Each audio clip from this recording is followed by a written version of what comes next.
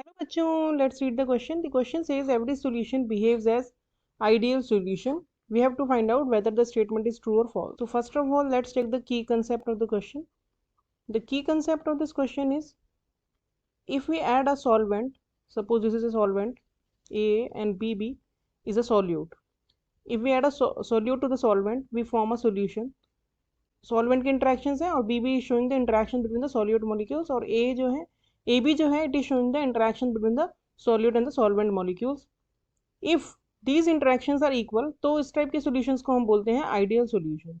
यानी कि ideal solution जब बनते हैं जब जितना इंटरेक्शन सॉल्वेंट मॉलिक्यूल के बीच में हो और सॉल्यूट मॉलिक्यूल के बीच में इंडिविजुअली है इतना ही इंटरेक्शन सॉल्यूट और सॉल्वेंट के मॉलिक्यूल्स के बीच में आपस में भी हो। तो अब अगर हम इस क्वेश्चन का सॉल्यूशन देखें तो it is very difficult to get an ideal solution, क्योंकि जब भी हम किसी सॉल्यूट को सॉल्वेंट में डालेंगे तो उसमें जो आपस में उन दोनों मॉलिक्यूल्स का कुछ ना कुछ इंटरेक्शन होगा ही, और वो इंटरेक्शन ज़रूरी नहीं है कि उतना ही हो जितना कि इन दोनों में इंडिविजुअली अपने आप में था, क्योंकि जो सॉल्वेंट है वो बिल्कुल अलग टाइप का मॉलिक्यूल है और सॉल्यूट बिल्कुल अलग टाइप का मॉलिक्यूल है। तो जब इन दोनों को आप ऐड करोगे तो इन दोनों का बिहेवियर एक दूसरे की तरफ भी काफ़ी डिफरेंट होगा। तो it is very difficult to get the same interaction between the solute and solvent molecule as they are having between themselves.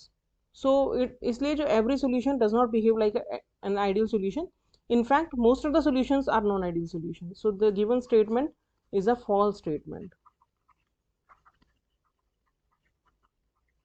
So this is our final answer. Hope you understood the solution well. Thank you.